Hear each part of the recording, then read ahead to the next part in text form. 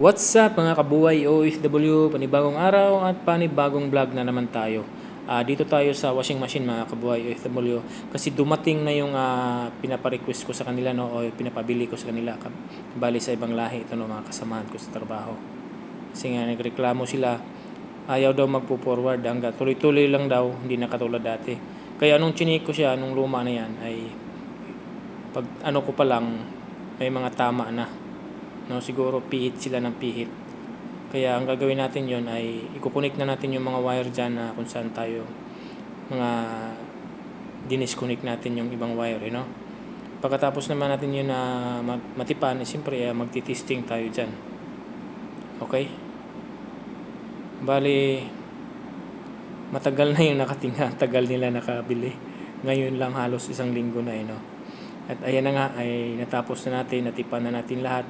At magpapanda rin natin yan. Obserbahan natin yan kung magsasalitan ba silang dalawa. Magpo-forward ba o magre-reverse. Okay?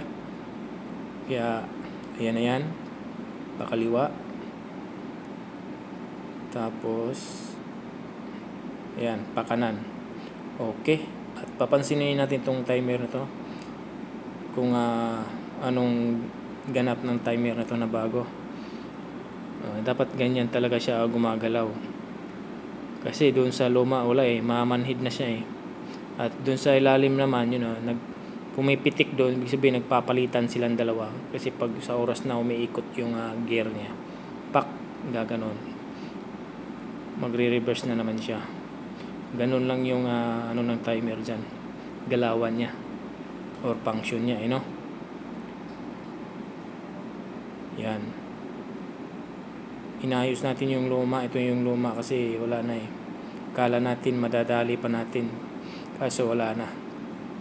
At yun nga, habang nagsasalita tayo dyan ay mag-a-assemble tayo sa mga dyan para matapos na. Bali, sasabihin na natin yan sa ibang lahi na tapos na.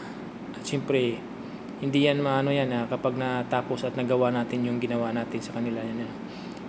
Bibigyan tayo ng dyan, ang soft drinks at saka tinapay, yun ang nakakaganda dyan. Kahit kasamahan mo sa trabaho, pag may mga sira sila ng mga personal na gamit nila, tapos maayos natin, yun ang gagawin nila. Bibigyan tayo ng soft drinks at saka tinapay. Minsan naman may mga kakilala sila na galing sa labas, tapos sabihin nila sa kanila yan, ipapagawa dyan. Isa nga, minsan may mga aircon, isang beses din gumawa ako, mahirap na kasi maraming mga sulsul, lalo sa mga ibang lahi, susumbong agad yan doon. Kaya ayaw ko naman na masira din ako dyan dahil lang sa ganong halaga. Di bali nang wala tayong mga hadiah or mga income na galing sa labas, huwag lang tayo masira kasi sarili na to yan. Nasa loob tayo ng company.